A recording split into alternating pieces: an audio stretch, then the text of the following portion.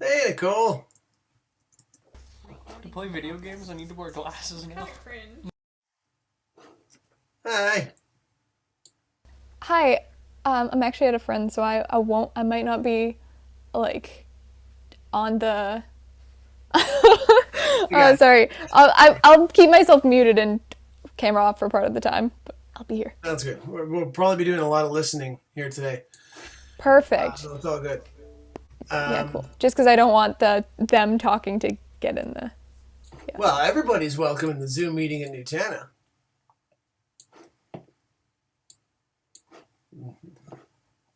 Okay, I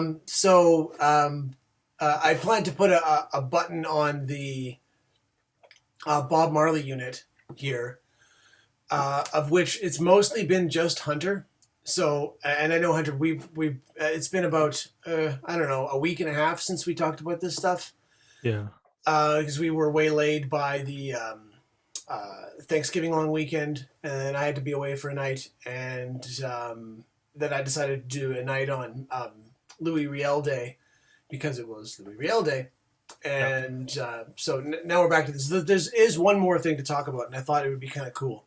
So because Hunter, you've been pretty much the only person here, maybe we could review this kind of as a group a little bit if Nicole's able to discuss.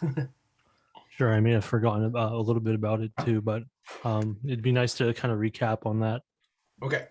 All right. Let me pull up the review sheet here.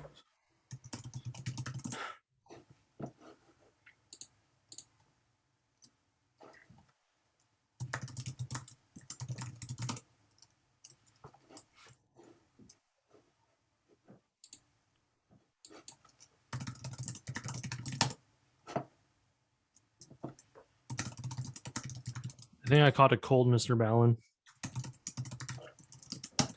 Damn. It is about that season. Yeah. Because I got a runny nose. And I kind of left the window open too on accident. I fell asleep. That was a nice day out there. Yeah.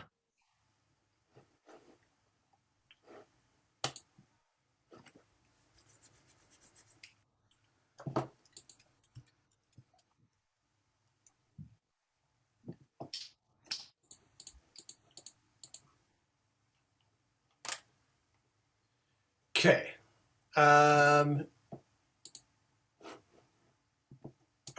Okay. This will be fun. The chat will come up in the transcript too, so that'll be fine. Okay. So Nicole, this is a word association game. I'm gonna say a word. You type the first thing that comes to your head. But this is not allowed.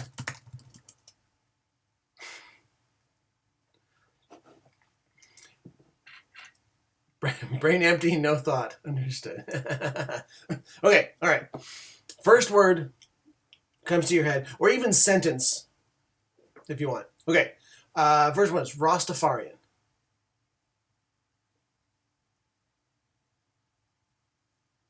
Okay, reggae.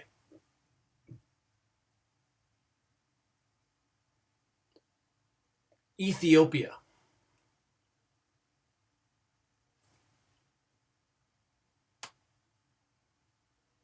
Jehovah's Witness.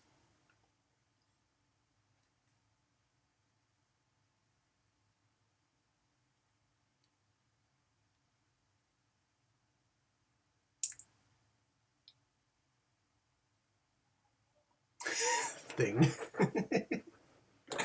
Hey, there you go. Okay, all right. Bob Marley.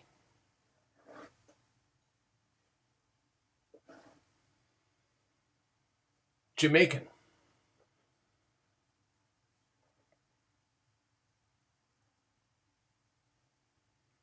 Ganja.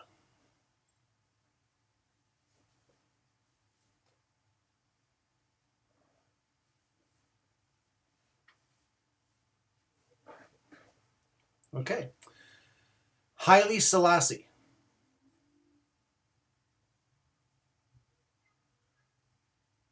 Oh. Okay. I'm going to do a short review of what all of those terms essentially mean and how they refer to Bob Marley and reggae music and the Rastafarian music as a whole. The larger, broader point that's being made here is that Bob Marley was a Christian religious leader who was the spokesperson, although not officially, because there's no hierarchy in the Rastafarian faith, ended up kind of being like a default spokesperson for the beliefs of the Rastafaris and the religious beliefs of disenfranchised African American people in the later part of the 20th century. Okay, so anyway, those terms again, here we are. Rastafarian. A Rastafari is a Christian religion in which they believe that the Old Testament is the default religious scripture, and the crucifixion of Jesus Christ happened, and also Jesus Christ was reincarnated a second time as Haile Selassie, who was the emperor of Ethiopia for most of the 20th century. Haile Selassie was an actual descendant of the King Solomon from the Bible, like the actual biblical figure King Solomon. He's of the Solomonic dynasty, and ended up serving as as being a figure of God on earth for the second time. Of course, in the more Western Christian faith, that group of people is still waiting for Jesus Christ to return, or he shall come again, or so forth. In the Rastafarians' eyes, that already happened, and it was in Haile Selassie, the Emperor of Ethiopia. Reggae is a type of music. Wait, actually. I see wait, actually. I sense a question. Send it.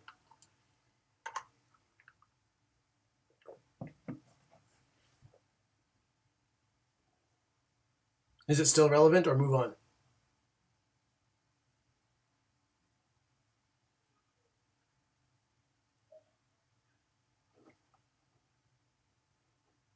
The lineage. Oh, of King Solomon. This might do well with some actual pictures.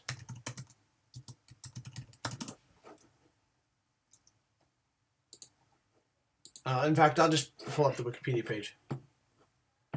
Here comes the sharing.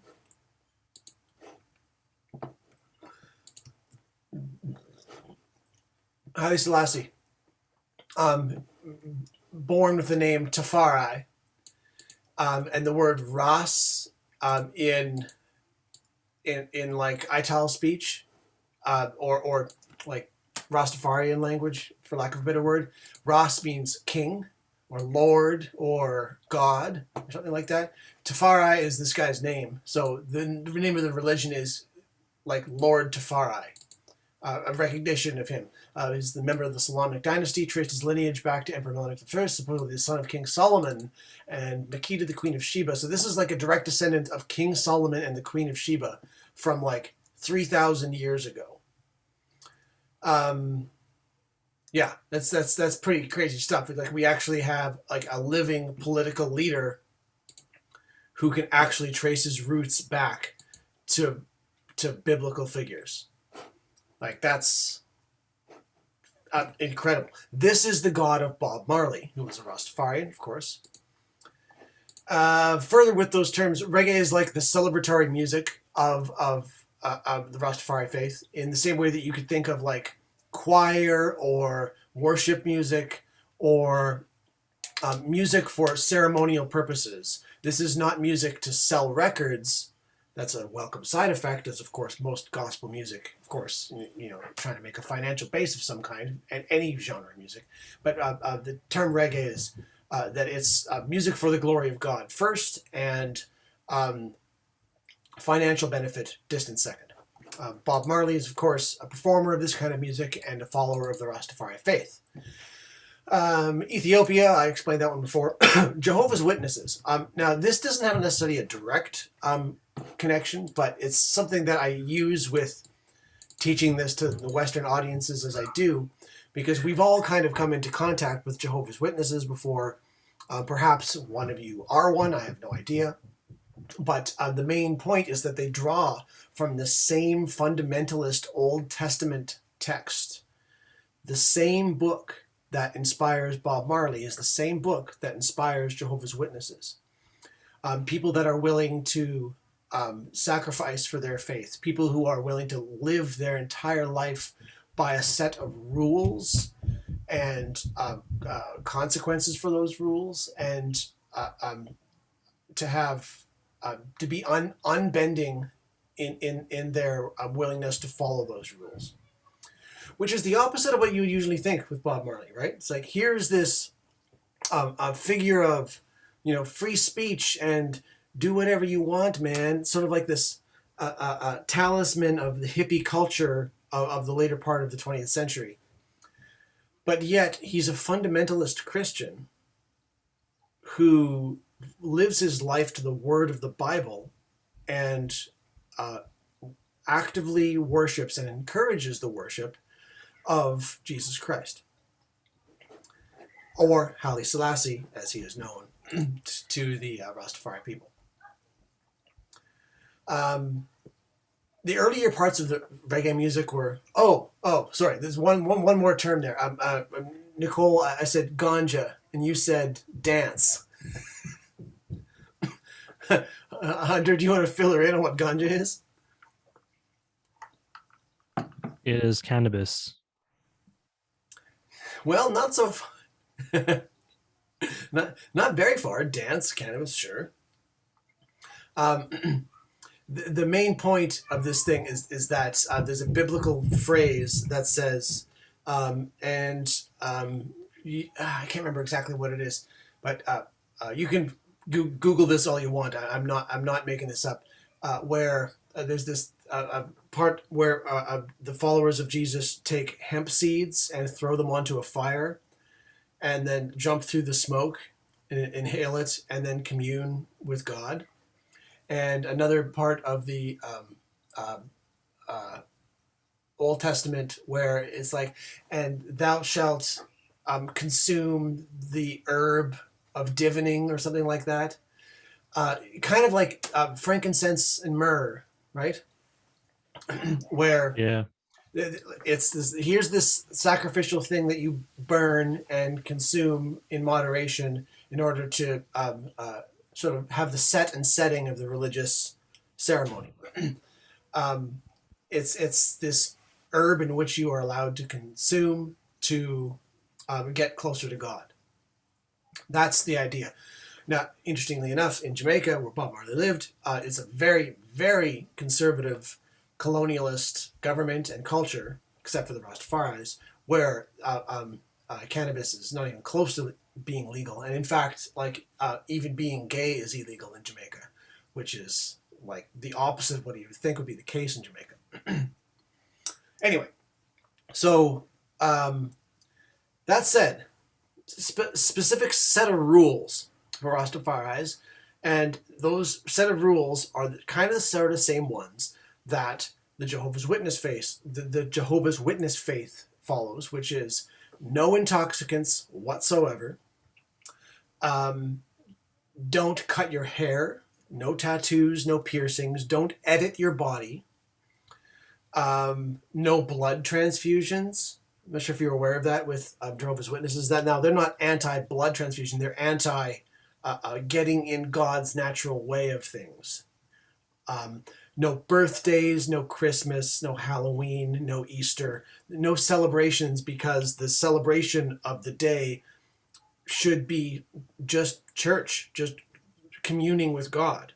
There's like don't distract with the Hallmark holidays and the Valentines and the Santa and the Halloween pumpkins and skeleton stuff. Just it's another day on the planet.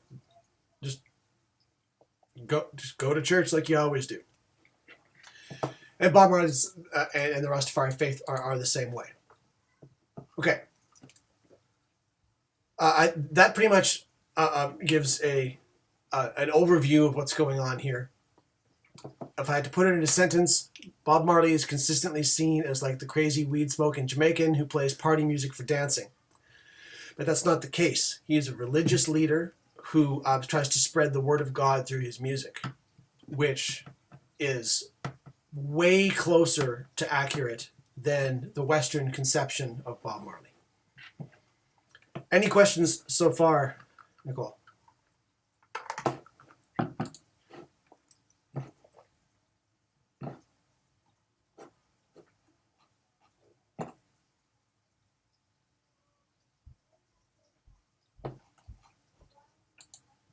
Yes, no?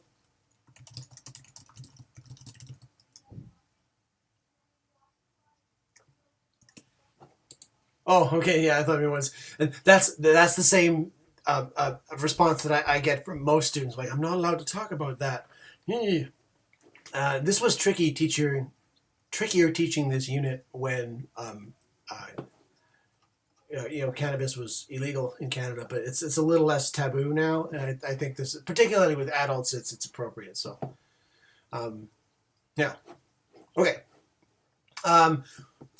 Hunter, you haven't seen this one, but this is the last short documentary we're going to watch. It's 8 minutes long. It's called Rastafarianism for Kids.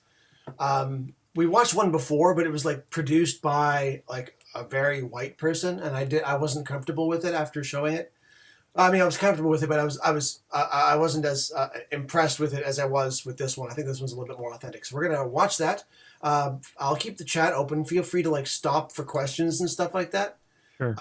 But this puts Bob Marley's music in a much more how can I put this?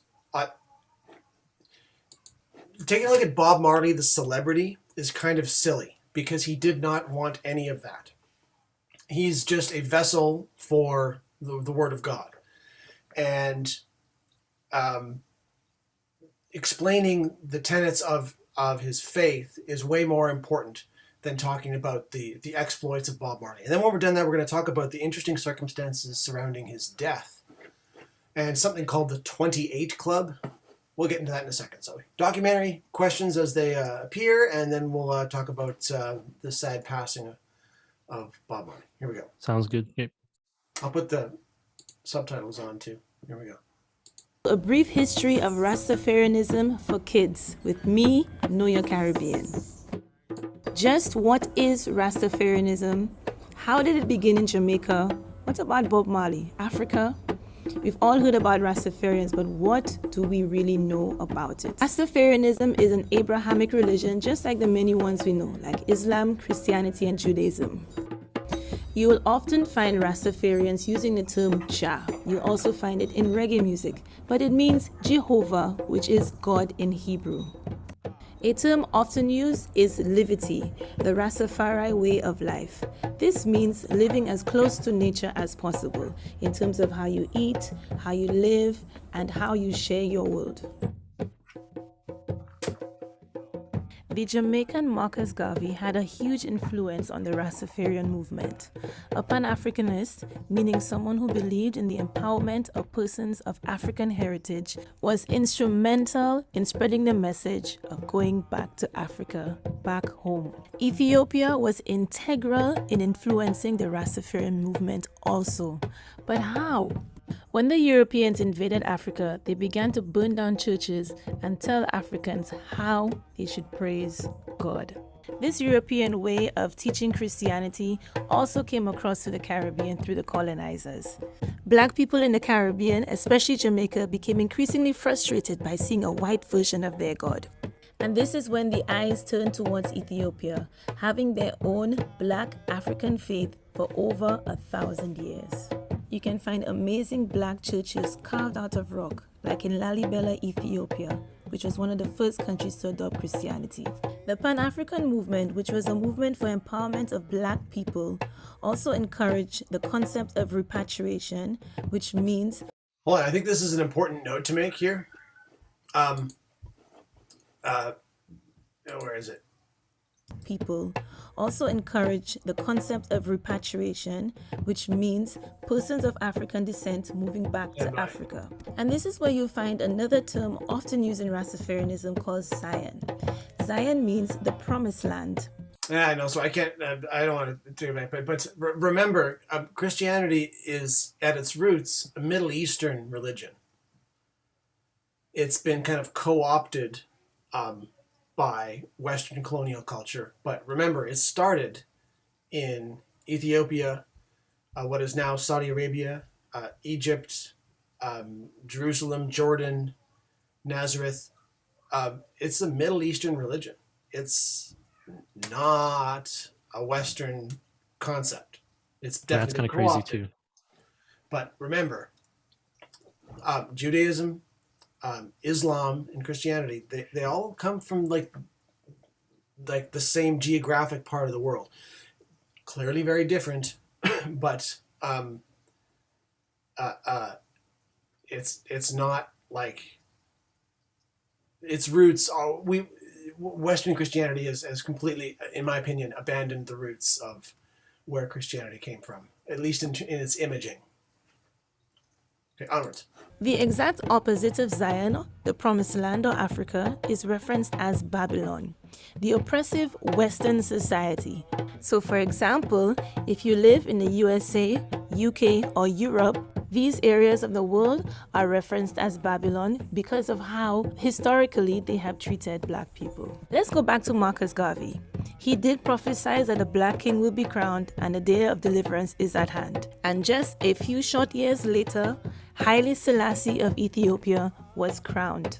News of his coronation reached Jamaica, the new African king. Looking at Ethiopia's history with Christianity and the fact that King Selassie was said to have a direct lineage to Queen of Sheba and King Solomon, this led the movement to believe that King Selassie was a prophet or God himself. It is through King Selassie that the word Rastafari comes from. The word Ras is a word from Ethiopia which means Lord, head, king, or high-ranking person. Haile Selassie's name was also Tafari, so add Ras, Tafari, Rastafari. Ethiopia, a monarchy on the eastern side of Africa, has been governed since 1930 by Haile Selassie, whom history records as being a direct descendant of King Solomon and the Queen of Sheba.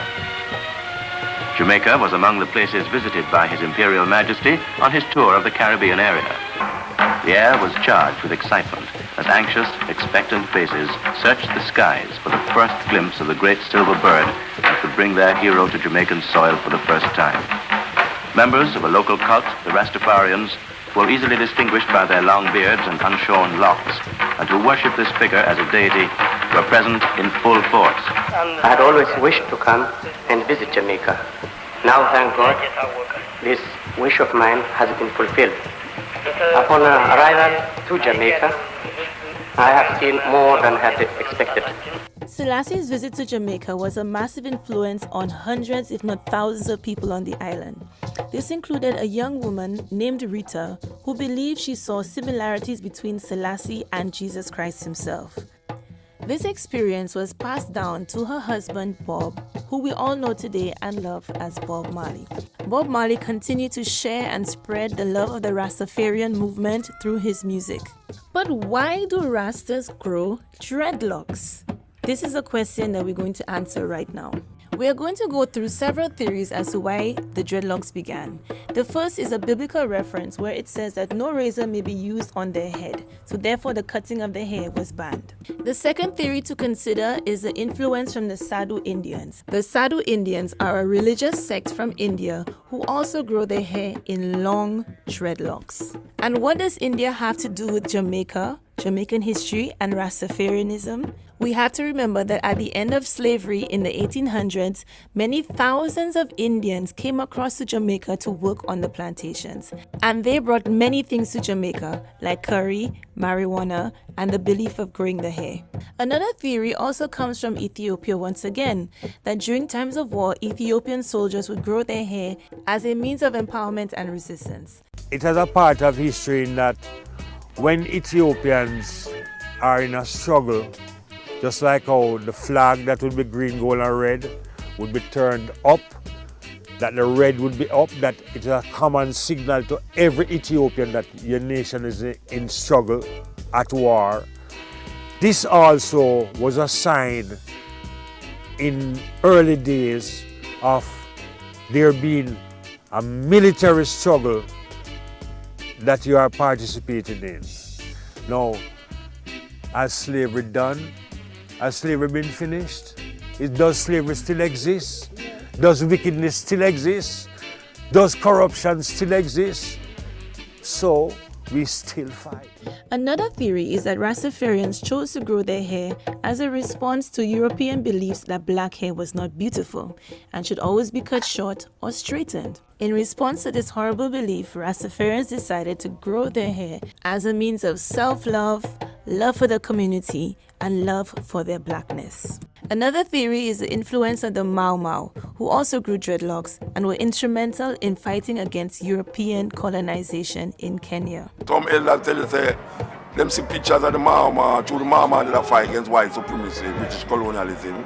Them take unto themselves that persona. King Selassie was insistent that he was not God, but a man of faith. He continued his relationship with Jamaica and the Rastafarian movement and offered the town of Shashamani in Ethiopia for those who wanted to repatriate back to Zion, the motherland. So there you have it, a brief history of Rastafarianism. Whether you believe Selassie was a god or not, a prophet or not, or who was the real reason behind why we have dreadlocks. The mere fact is that Rastafarianism is a movement of pride, culture, and love for ourselves, our African heritage, and our love for the motherland. Rastafarian is a movement that should not be taken as a joke or a silly fashion trend. At the end of the day, Rastafarianism has roots in freedom fighters, for those who work so hard to empower black people, and for us to reconnect to our spirituality, not through a European pathway. Rastafarianism is one of the examples how black people took pride and ownership of how they chose to praise God and see themselves. So we should honor Rastafarianism for what it is, a power to the people. Ja Rastafari.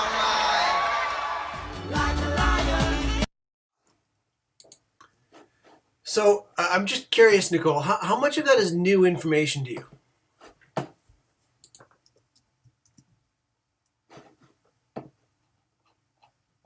Oh, really? Okay, I'm glad. That gives me some small amount of validation, knowing that I'm breaking some stereotypes and putting new information into people's heads. Record companies marketing Bob's Records were not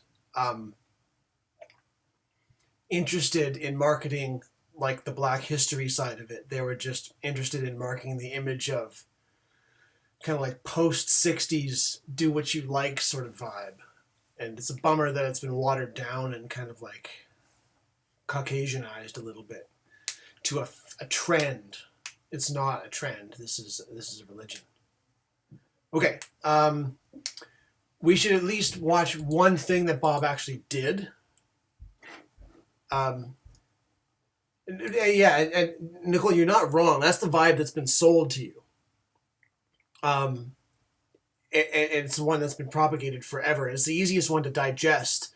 It's like, how many people want to just like listen to a song with a good vibe and then also be reminded that, you know, slavery and human trafficking still exists, and you know, the foundation of our continent is that the people that inhabited it before colonial times were enslaved and were committed genocide against, and to work the fields that they once owned, people were stolen off another continent and brought here and taught to hate themselves. That's not a great way to market music, but it's the truth. Anyway.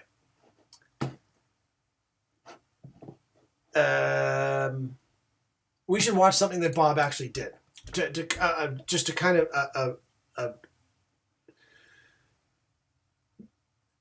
I want to draw a comparison to like modern evangelical, or at least Protestant or Baptist Christian music practices. Noting that when Bob was doing a concert,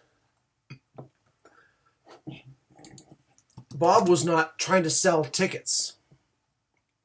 Bob was trying to hold court in the name of God. He was going to church. He was delivering a sermon. He was spreading the gospel and the word of God. You find the right video here, so I wasn't entirely for this. Shit. Hold on.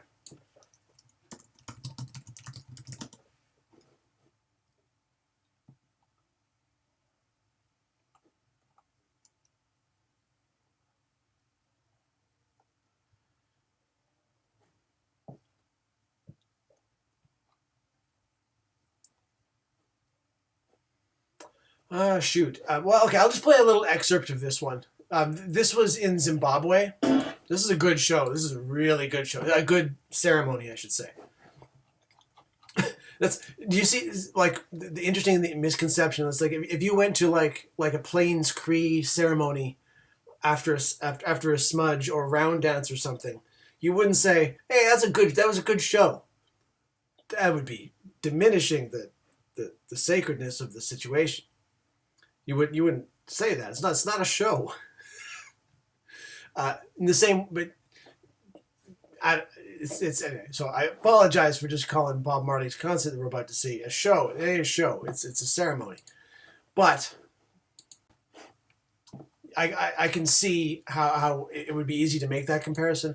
And I'm not sure a Rasta would take offense to it. It's just more like how you think about it as a learner. Anyway, we're not going to watch this entire thing. Obviously, it's 45 minutes long. I'm just play a little bit of it. But notice that how he's like quite clearly in an emotional state, and is not interested in performing. Is just interested in delivering the content. You'll see.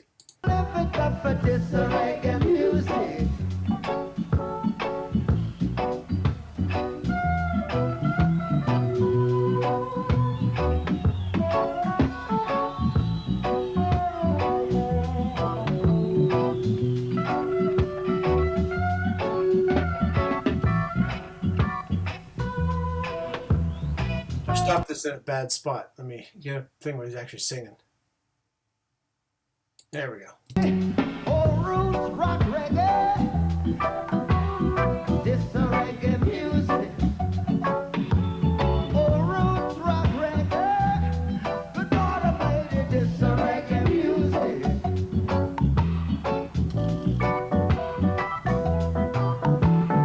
This reggae music.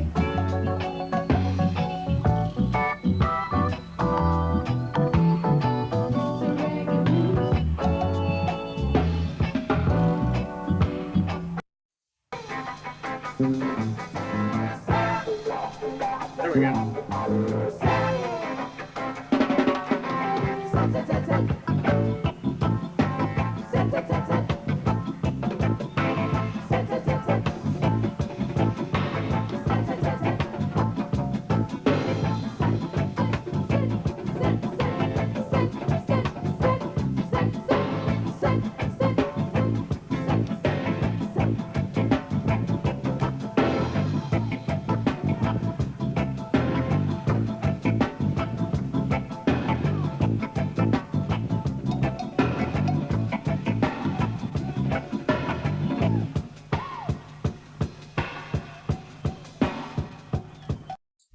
anyway, sorry. It's hard to cherry pick those great moments in those shows. But main point: if you're listening to Bob Marley, think of it as gospel music, for lack of a better word, and less about reggae. And for that matter, Hunter, remember that video I showed you of Bob Marley's son, Damien? Yeah, I remember that.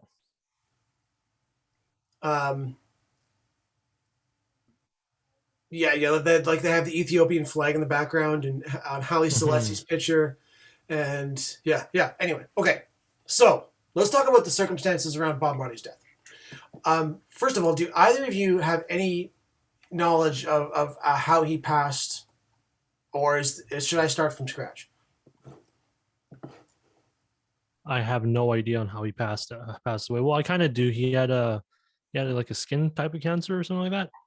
Not too sure. Yeah, he did. And that's about because I googled it while we were doing this particular thing, and I found out that he had like some sort of skin cancer, and that was about it. I don't know exactly where and how in the way he died, but sure, Okay. I'd like to know a bit more. So this is, I'm definitely not the gatekeeper of this knowledge. You can Google it. It's harder to Google, like the other things about preconceptions about reggae and Bob Marley, Rastafarianism being like a fundamentalist Christian religion. That's harder to just Google and find out. But this one, you can just Google it and find out. But first, a misconception about how Bob Marley passed. Are you familiar with the 28 Club?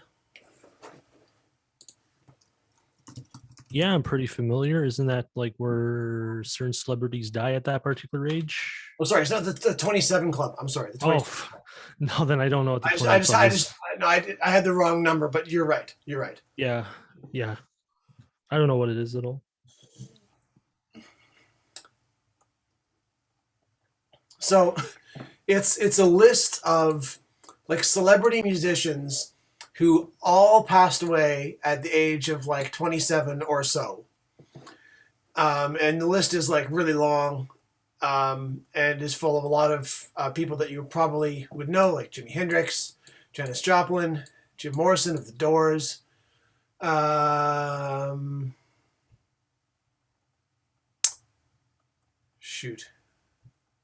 Kurt Cobain. Anyway, it's the length of the list should. Oh, Amy Winehouse. She actually died on my wedding day, which was very sad. It's like, look at all these like famous musicians, and like there's a whole Wikipedia article about it. There's this strange, completely wrong misconception that Bob Marley is part of that club, and no, he is not. It is not like this weird conspiracy theory. Well, all famous musicians, when they get to be 27 or so, or about to, that it's completely coincidental. It's definitely, the odds are strange, but no. And weirdly, Bob Marley has been lumped into this group as somebody who died when they were 27. But no, Bob Marley did not die when he was 27. He was 36. He was 36. A long way off from that. But I just wanted to say that because that's something that was definitely probably unintentionally sold to me as a kid. It's like, you hear about the 27 Club, Kurt Cobain, and then Amy Winehouse, and then all of these important Janis Joplin, Jimi Hendrix, and they all, but this is a conspiracy, man. Bob Marley too, and they were all just 27 as soon as they hit their birth. This urban legend nonsense, just diminishing the memory of these great human beings. Anyway, so Bob Marley was 36 years old. And he was diagnosed with a very common form of skin cancer that was discovered under one of his toenails. And the reason that he found out about it is that he was playing football or soccer and kickball, and his foot started to hurt. And he's like, "Oh man, I've injured myself. Go to the doctor, see if you can get a splint or some kind of a thing to set your foot and make sure what's going on. Not drugs, not painkillers, because Rastafaris cannot take painkillers. They cannot use alcohol, caffeine, nicotine, meat, animal products, processed foods, genetically modified foods, foods that are produced under the influence of slavery, for lack of a better word. You eat what's around you. And that's it. There's no ibuprofen. There's no opioids. No, none of that. Rastafaris do not use painkillers. So I went to the doctor. It's like you said, you can get a cast for your broken arm or something. You can get medical attention, but it's not painkillers. So he didn't go in search of drugs. He went in search of healing. And they said, there's something going on with your foot here. And they found like a tumor, like under his toenail. And kicking the ball aggravated the tumor. He's like, ow, damn. And so we're going to do some tests on this thing and see what we can find. Time passes. Of course, he's a celebrity at this point. So, they gave him the care that was kind of like deserved of a celebrity and not like, homeless in Jamaica level stuff. This was later in his career. And they said, okay, good news, bad news. Good news, we've caught this early, and we can cure it. And this is like 1976, so a long time ago. Like 1970, like Led Zeppelin, like just getting together. This is almost 50 years ago. So pre-modern cancer treatments, way pre-modern. Good news, we can cure this. Bad news, we have to amputate your toe. That's all it's going to take before it spreads up your leg, gets into your bloodstream, and then it becomes leukemia, or gets into your lymph nodes, and then so do nothing, you're not going to live very long, or your days are numbered. Amputate the toe, problem solved. Now, remember that bit about, just to make sure before I continue, are you following so far, Nicole and Hunter? Because I can't see you, I have no feedback, I'm talking to a screen. Yeah, I'm here. Okay, good. I've been listening. I always listen, Mr. Ballard. I trust you. It's just weird talking to a screen. I think it'd be good after 2 years, but I'm still not. I feel that, yeah. Okay. So, where was I? What was the last thing I said? Brain empty, no thought. Even I forgot to. Oh, yeah. Okay. Amputate the toe. Cancer solved. You'll live a long, full, happy life, etc. Do nothing, and your life's at risk. Okay, so you remember that thing about no razor shall touch man's head. Do not separate that which God has made whole. Do not alter the body, for it is a temple. To which the Jehovah's Witnesses regularly refuse life-saving blood transfusions. Not only on behalf of themselves, but on behalf of their children as well. Bob Marley said to himself, I imagine, because he kept this a secret for a long time. He said, well, if I cut off my toe just so I can live in defiance of God's will, then everything that I have stood for in my life, I have to turn my back on, and therefore bring discredit to the entire Rastafari movement. Or I can be willing to die for my religion. He chose the latter. He chose to die as a faithful man, as opposed to living as a hypocrite and living constantly asking for forgiveness and probably in regret. To do what? Make more records, make more money, play more shows, get more attention? Yeah.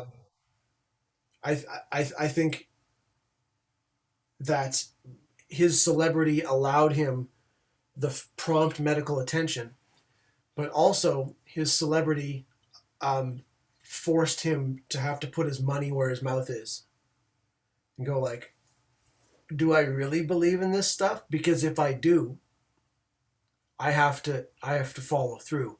Otherwise, everything I've done has been a lie. I'd rather die with honor than live with guilt and regret and dishonor. And I think to him, it was a bit of, well, I have an opportunity to teach a lesson here. Not about early detection of cancer in the toe, but rather about how one lives their life. If we are all stardust, children of God, however you think of it, if we are all part of the divine, when faced with a decision that allows you to make the choice between the divine that lives in all of us or the selfishness of continuing to live just for attention and accolades. When it comes to matters of the soul, you got to look inside and say, is this worth my energy? What do I believe in? Have I been talking big game and doing nothing? Am I willing to follow through on the big claims that I've made? Or am I willing, am I just going to turn on a dime and be a hypocrite? Now, in no way should anyone ever refuse medical treatment. Yes. To prove a point. Clearly that's, but he was in a position where he was like the spokesperson of a whole faith of which a race of people's destiny, or so he believed, relied upon it. Whoa, what do you say then, Nicole? The universe really tested this man. Damn, yeah, it really did. It gave him a big task, and he rose to that challenge. And in his head, God said, you're doing a great job. I need to know if you're serious or not. So here you go, cancer in your toe. I don't think it really works that way, but I can see it in Bob's head, it working that way. That, or it's like, hey, you with the big concerts and the record sales and stuff, how about you get taken down a peg like every other human being? I don't know. I'm sure that if there is a deity, he's not that cynical. But it's interesting that this religious leader was put in a position where he had to choose life or the validity of his faith. And he chose the validity of his faith. He was willing to die for that which he believed in. Kind of like Jesus Christ. And isn't that a beautiful circle? Legendary man, legendary figure. Again, in no way should anyone ever turn down medical treatment because, okay, you've heard that fable of the guy who's drowning at sea, and he's drowning. He's got he's been on some kind of a shipwreck or whatever. He's got a life preserver, and a boat comes by, and the boat says, "I'm here to save you." And the guy in the drowning at sea says, like, "No, God will save me. I'm a faithful man. God will save me." And the guy goes, "All right, fine." And he bounces, and he sends a helicopter. And the helicopter comes down. "We're here to save you. We're here to save you." "Oh, no need. God will save me." And then an aircraft carrier comes by, like full military aircraft carrier. And they're looking at the ropes overboard. It's like, climb on in, climb on in. They said, "No thanks. God will save me. I'm good. You guys can go." And he, of course, drowns, having refused all the help.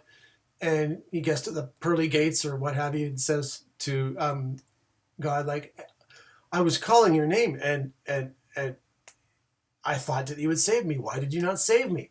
And he's like, "Boy, I sent a helicopter and an aircraft carrier and a lifeboat, and you said no, you dope.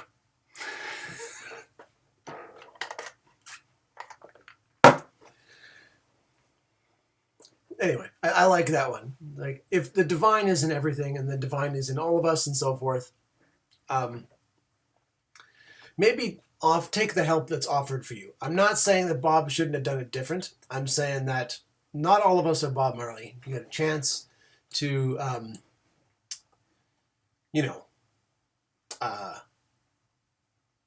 accept the help that the divine has presented to you, then you should probably take it. Interesting story. I recently used this exact same argument to a friend of mine who was suffering from a terminal form of cancer and needed a surgery to stay alive. And they needed it right quick, and COVID wasn't making it any easier. And I used the same story. And the next day they called me and said, like, I just booked the surgery. I'm going in next week. Anyway, he got out 3 days ago, and it was a success. He's going to have a full recovery, and they caught it in time before it was stage 4. It was just stage 3. So if nothing else, Bob Marley's story is like, you got to know when to hold them, know when to fold them, sort of thing. You got to know if you're in the position to write history, go ahead. Thank you, Mr. Marley. Serve as a great example. But if, maybe take the help that's available to you. Anyway.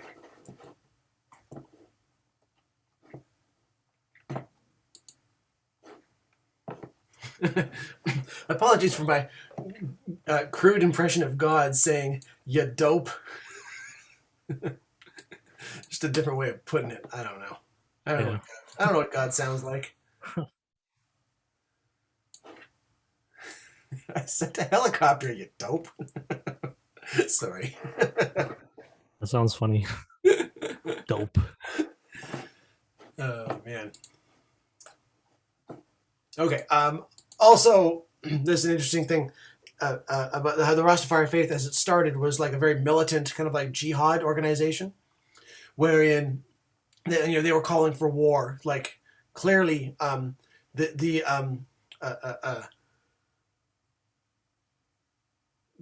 brutalization of Native American indigenous cultures and the stealing of black people out of Africa to colonize their lands is one of the worst examples of human behavior that has ever existed, if not the worst.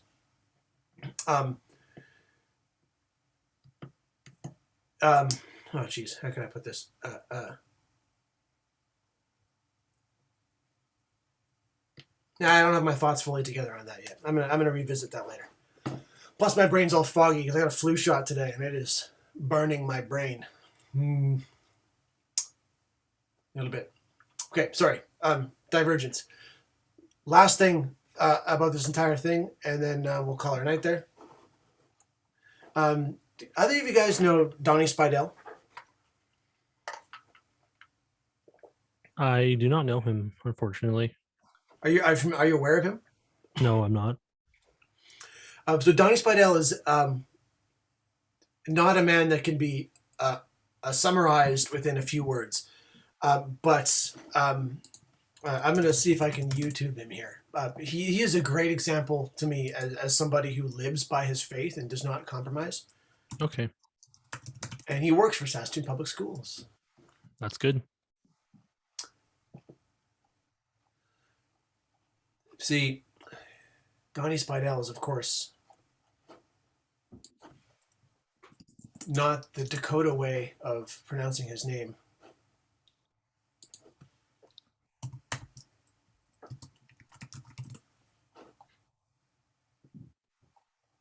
See if I can find a YouTube video of him. Anyway, he's a traditional knowledge keeper. He's a powwow dancer. He's a singer. He's a drummer.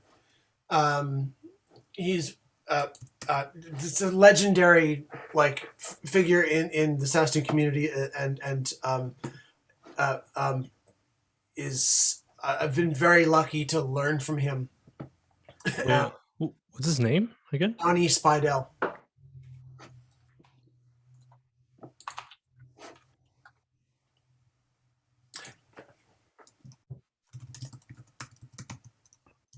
Oh, I kind of seen him around. I think I seen him at a couple powwows though. I'm sure you have. He's been in every powwow that I've ever been to, every round dance I've ever been to. But anyway, he works for Saskatoon Public Schools, and he is, in my opinion, one of the most incredible men that I've ever met. He's absolutely incredible. Anyway, here's an example of somebody who lives by their faith. Oh, did you Google him, Nicole, and find? Yes. Okay. All right. So, in the Dakota culture, where there's a ceremony, you cannot participate in the ceremony if you're not sober. If anybody could back me up on that, go ahead. This is just at least what people tell me.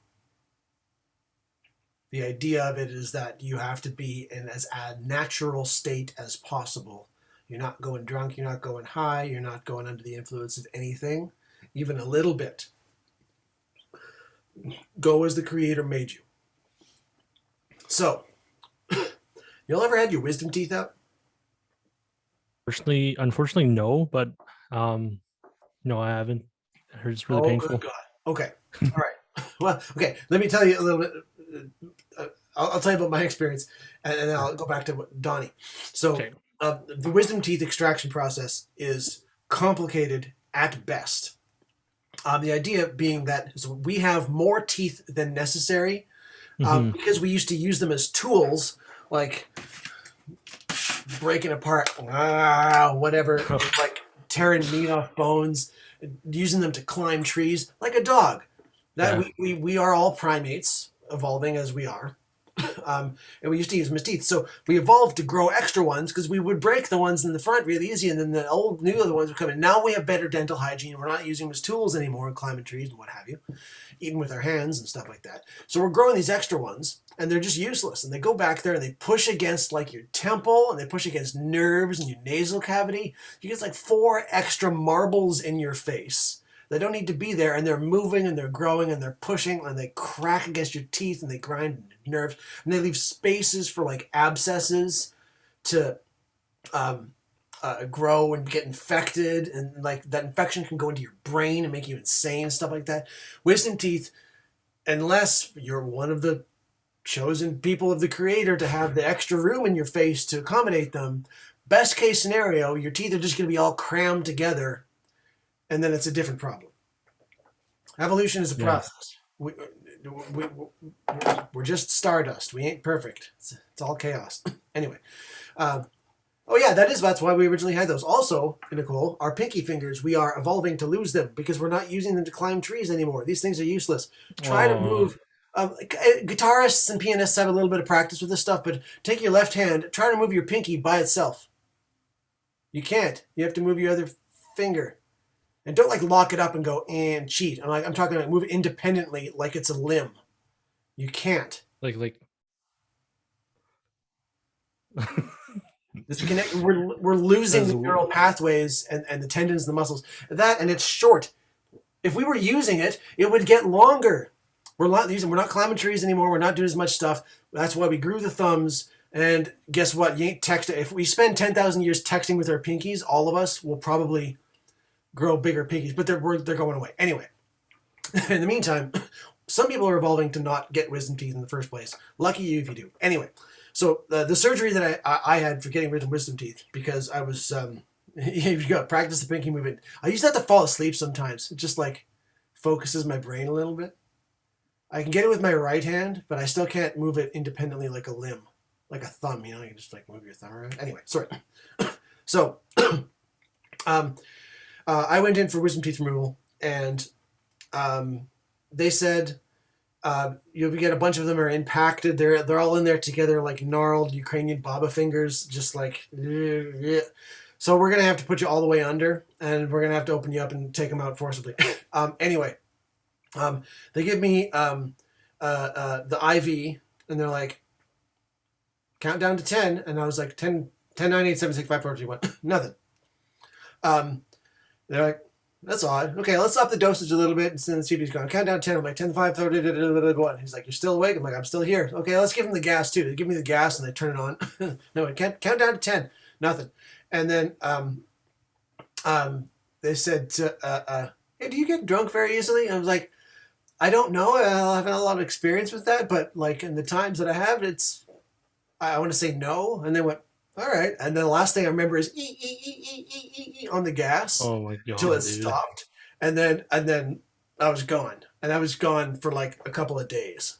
Like, I don't remember anything. And I know it turns out what they had to do was like break my jaw and like puncture them out from the other side instead of like yanking. So as you imagine, it's fairly traumatic. Like, surgery next to your brain. It's crazy.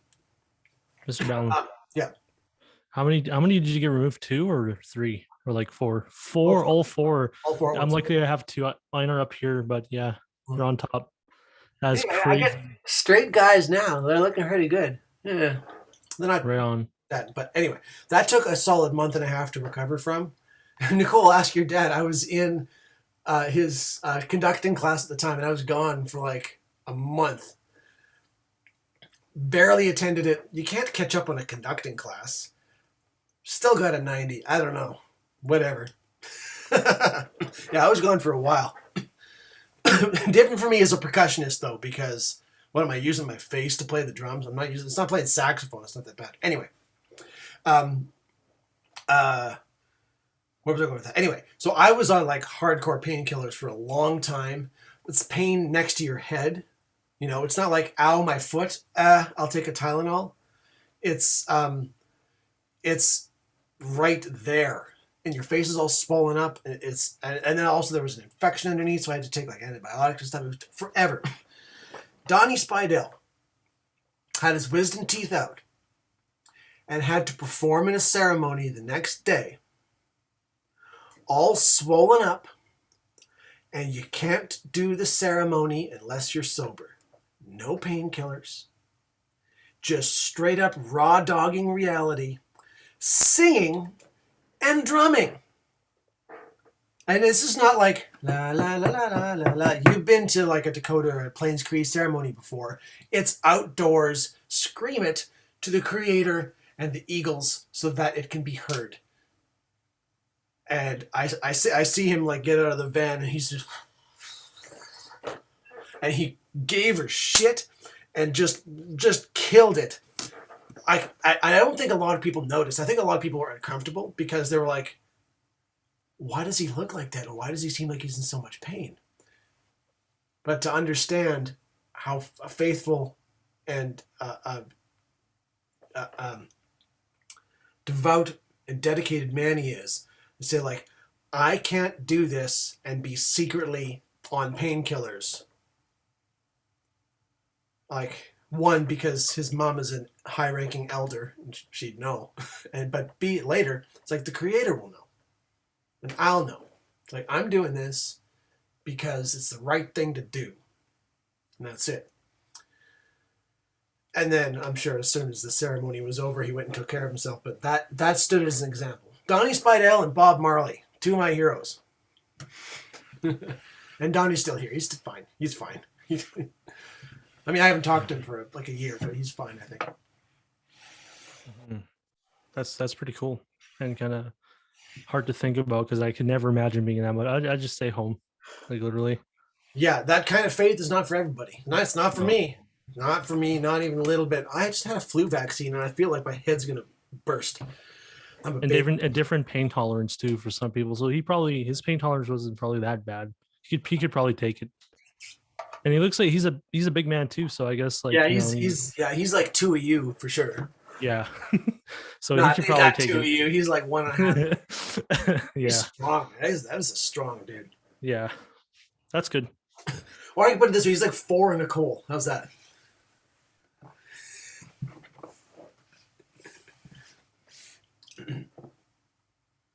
Anyway, okay, that's pretty much it. I'm not sure if I'm going to release this one because I think I was rambling a little bit out of my head. You can see I'm like all red. I might do this solo later. So I don't think I'll probably post this one. Probably also because people have to follow the chat, and I haven't done transcription for chat for this yet. So we'll see.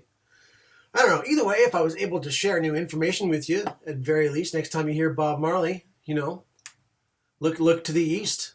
Praise Haile Selassie. Yeah.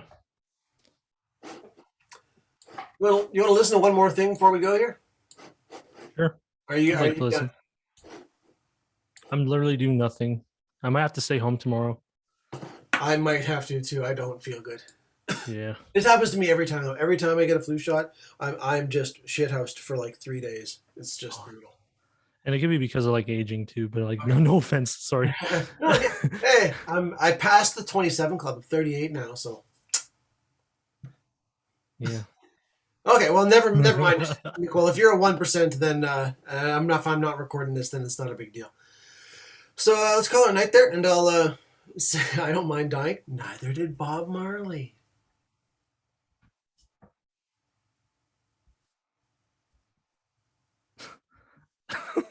Jeez, Mr. Ballin.